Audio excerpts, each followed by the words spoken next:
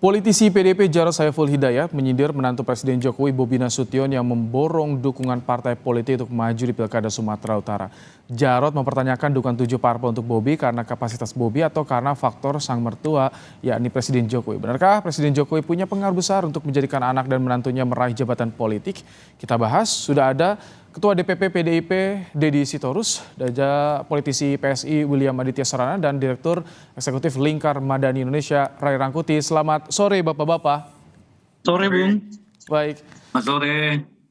Bang Deddy, jadi bagaimana PDIP melihat soal ini? Anak menantu Jokowi mulai banyak merapat partai politik termasuk dari Kim dan juga luar Kim nih.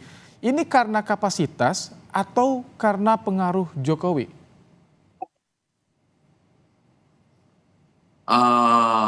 Perlu nggak itu ditanyakan ya? Itu sangat perlu karena Kalau tadi disinggung juga oleh Pak Jarod. Iya kan gini ya, kemarin diskusi di Kompas ini juga saya kira ada indikator Jaya Dihanan dan ada Bung Uki dari PSI yang secara gamblang mengatakan bahwa Jokowi efek, faktor Jokowi itu sangat-sangat berpengaruh terhadap yang namanya popularitas dan elektabilitas, apakah itu Kaisang, apakah itu Bobi gitu ya. Jadi makanya saya bilang masih perlu ditanya nggak, karena semua survei sudah mengatakan itu gitu Mas. Oke, kalau misalkan tadi sangat-sangat berpengaruh, bagaimana nanti menurut Anda di kontestasi di pilkadanya akan seperti apa kalau misalkan sampai Jokowi pengaruhnya sangat kuat menurut Anda?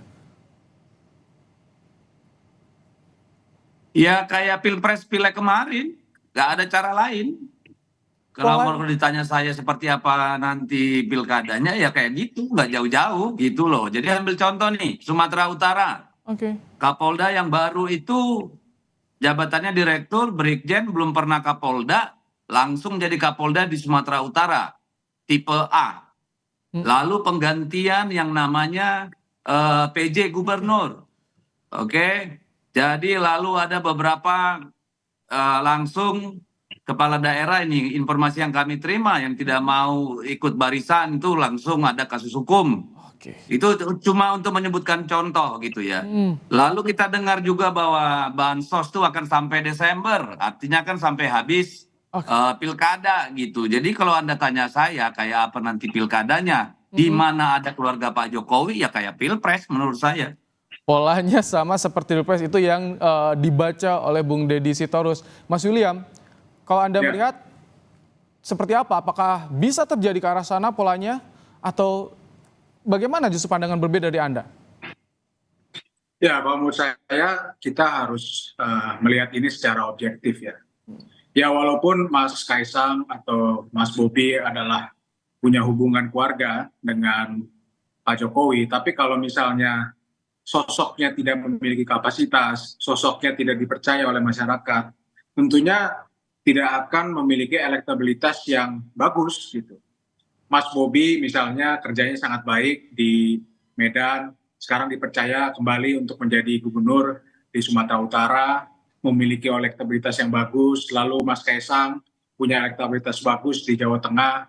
Jadi kembali lagi kita kembalikan ke masyarakat. Karena masyarakat sini sekarang sudah kritis, sudah objektif. Kalau misalnya sosoknya tidak bisa bekerja dengan baik, pasti masyarakat tidak akan pilih. Jadi untuk kapasitasnya bagaimana? Mungkin sedikit gambaran agar publik juga tahu ini kinerjanya seperti apa, Bobi dan juga Kaisang, gambarannya seperti apa Mas William? Ya misalnya Mas Kaisang sendiri ya, karena saya dari partai PSI, melihat bahwa Mas Kaisang ini sudah memiliki kapasitas yang cukup.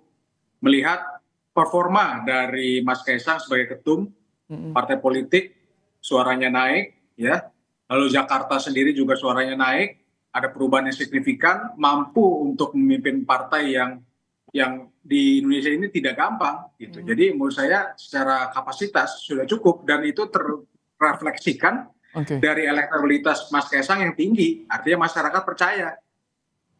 Oke, baik. Bung Ray, apa yang Anda baca soal ini? Mengapa banyak sekali partai politik baik dari Kim ataupun juga luar Kim yang saat ini mulai merapat ke anak menantu Jokowi ini? Apakah tadi karena memang pengaruh Jokowi begitu kuat atau seperti apa Bung Ray?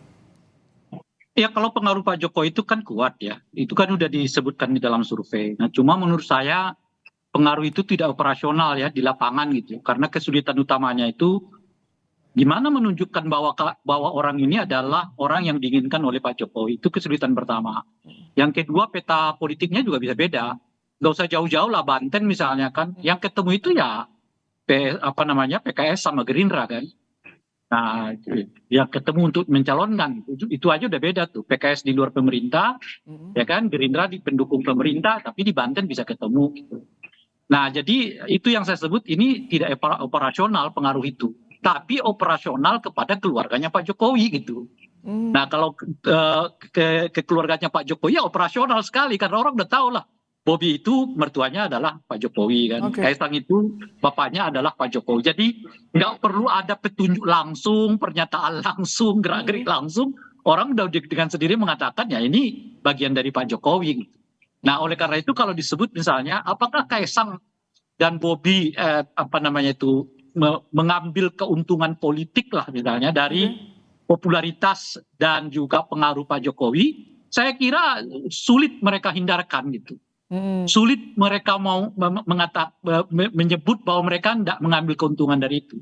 Sederhana aja melihatnya itu, Mas. Bagaimana ceritanya ada baru 2 hari jadi anggota lalu ketua umum partai gitu loh. Itu hanya terjadi pada Kaisang dan itu di PSI gitu. Itu ceritanya di mana gitu kira-kira. Itu rekam di jejak seperti itu, gitu. rekam jejak seperti itu masih menjadi sorotan publik menurut Anda sejauh ini? Nah, saya setuju tadi dengan Bung William ya. Kan yang penting tuh kan orang melihatnya secara objektif kapasitas dan macam-macam. Pertanyaan saya sih sebetulnya sederhana. Bagaimana kita memastikan atau sejauh apa objektivitas publik terhadap orang-orang ini? Itu dulu. Sebab pertanyaan dari survei-survei itu misalnya pengaruh Pak Jokowi. Jadi orang melihat Bobi itu karena pengaruh Pak Jokowi. Lalu ada bicara soal kapasitas gitu. Orang berbicara Kaisang itu karena pengaruh Pak Jokowi, lalu ada berbicara soal kapasitas gitu. Jadi gimana ketemunya tuh gitu. Maksud saya begini, kan kita belum tahu nih kapasitasnya Kaisang. Memimpin daerah mana kita nggak tahu. Ketua umum partai setahun aja belum ada. Gimana ngukur kapasitas dia gitu. Yang kita tahu juga dia maju sebagai ketua umum setelah 2 hari jadi anggota partai. Gimana ngukurnya gitu. Jadi kan kalau kita bicara soal kapasitas, ya, kalau disebutkan tadi pandangan masyarakat itu objektif, ya pertanyaannya objektif apa yang dimaksudkan gitu. Karena yang bersangkutan seperti Kaisang misalnya, ya kan kita belum tahu. Nah, saudara Bobi kan cuma di Medan. Ya kan kalau di Medan tidak bisa jadi ukuran untuk tolak ukur secara menyeluruh misalnya Sumatera Utara dan seterusnya. Dan sejauh ini memang ya pengetahuan kita, itu mungkin ada prestasi 1-2 yang dikemukakan, yang dilakukan oleh saudara Bobi, tetapi apakah prestasi 1-2 itu misalnya tidak dimiliki oleh kepala daerah lain di Sumatera Utara? Yang memungkinkan kita kasih kesempatan Mas Willy ya untuk menjawab tadi. Nama mereka itu tercuat. Tapi kenapa Bobi jadi pilihannya kan? Itu pertanyaannya. Mas Willy, silakan tanggapannya. Objektivitasnya itu bagaimana? Jadi gini, Bang Rey, kita bisa lihat ya, misalnya TGB masuk Perindo langsung jadi ketua harian. Lalu Ridwan Kamil masuk Golkar langsung jadi wakil ketua umum. Kenapa hanya mempermasalahkan Mas Kaisang misalnya masuk ke PSI menjadi ketua umum? Menurut saya itu suatu hal yang objektif saja kalau misalnya punya kapasitas memimpin sebuah partai selama kader-kader partai internalnya. Saya boleh jawab nggak itu? Tidak ada masalah gitu ya. Nah, yang kedua, saya boleh jawab nggak? Tunggu, ada yang kedua. Tahan Bang Rey. Jadi Mas Kaisang sederhana menurut saya menjawab pertanyaan Bung Tahan William dulu Bang Rey, ini. tahan sedikit. Silakan Mas William. Sedikit lagi.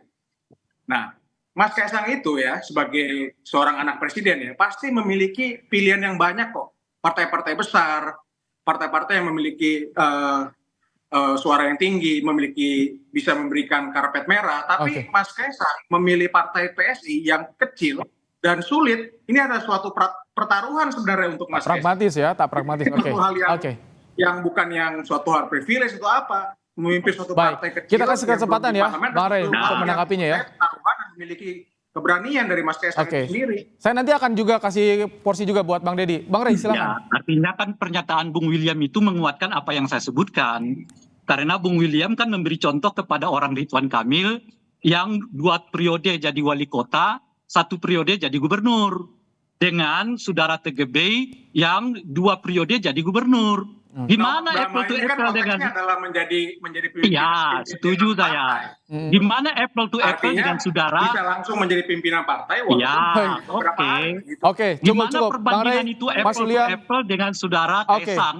Oke, kita yang tangkap. kita tahu Kita- jauh-jauh Saya hari. kasih kesempatan Bang Deddy ya. Dari tadi Bang Deddy udah Ya, Bang ketawa-ketawa. Deddy, silakan. Bang Deddy bagaimana dari PDIP ketika tadi disinggung kontestasinya sudah ketebak. Tapi apa sih yang disiapkan oleh PDIP melihat kondisi seperti ini untuk di pilkada nanti Bang Deddy? Ya, apa yang kami siapkan rahasia kami lah. Tapi saya cuma mau bilang sama PSI sama Pak Jokowi ya suka-suka kalian aja lah.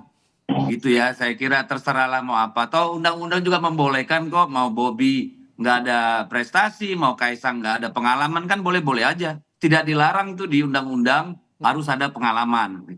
Mumpung berkuasa monggo, sakaratmu dewe gitu loh kalau menurut saya ya. Karena gini loh, kita menghormati Pak Presiden sebagai salah satu presiden katanya terbaik dalam sejarah Indonesia. Jadi wajar kalau sekarang semua anak beliau, menantu juga harus dapat jabatan publik sebagai tanda terima kasih rakyat kan gitu nih. Logika berpikirnya karena mereka kan numpang pada elektabilitasnya Pak Jokowi. Nah, anak-anak muda kayak PSI mikir gini tuh, saya mah pusing. Jadi nggak terlalu penting menurut saya dibahas, silakan aja mau apapun. Pak Bobi, monggo Pak Bobi. Jangankan jadi gubernur Sumatera Utara, uang Gibran aja cuma di Solo ngurus 600.000 bisa wakil presiden kok. Who cares gitu kan? Nanti tinggal waktu membuktikan. Oke. Jadi udahlah, kita ngapain mempersoalkan itu? Selagi berkuasa silakan lakukan segalanya. Karena toh katanya rakyat yang milih. Tetapi kalau Anda belajar ilmu politik, Anda pernah berpikir tentang konsep kenegaraan, maka Anda akan mawas diri. Anda akan merasa apa ya negara ini gitu loh. Oke. Jadi ya sudah.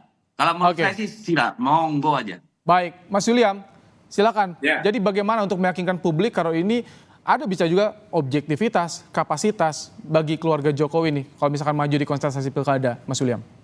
Ya, misalnya Mas Bobi ya. Mas Bobi kan sukses memimpin Kota Medan, gitu kan. Dan buktinya adalah kepercayaan publik yang tinggi, gitu loh. Kepuasan yang tinggi untuk Mas Bobi, gitu loh. Akhirnya memiliki kepercayaan publik untuk naik kelas menjadi seorang gubernur. Gitu. Nah, untuk Mas Kaisang adalah seorang yang pernah memimpin suatu perusahaan, gitu. Dan banyak usahanya yang sukses, gitu. Dan kita jangan Yang jual merendahkan martabak apa profesi pisang seorang dia? pengusaha, gitu loh. Itu kan bukan suatu hal yang Iya, tunggu dulu, Kaisang coba perusahaannya yang martabak apa yang pisang tuh? Nah, jangan kita merendahkan. Enggak, aku mau nanya itu. Suatu Aku sulit pengusaha. membedakan. Mana yang satu itu?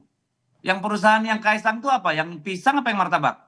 Loh, nanti bisa dilihat sendiri. Oke, Banyak cukup perusahaan nanti itu ya. yang sukses gitu loh. Tahu Nanti nggak? Bang Deddy bisa lihat sendiri lah. Bisa Google lah, bisa Enggak, lihat. Oke, oke, oke. Bukan lu yang lontarkan. Oke, cukup ini agar tidak terlalu melebar. Mas Kaisang ini bisa memimpin partai politik. Elektabilitas PSI, suara PSI meningkat. Itu adalah suatu prestasi yang tidak mudah untuk dicapai di Indonesia ini, di mana politiknya masih kompleks gitu loh. Baik. Ini suatu hal yang harus diakui bahwa kapasitasnya memang mumpuni.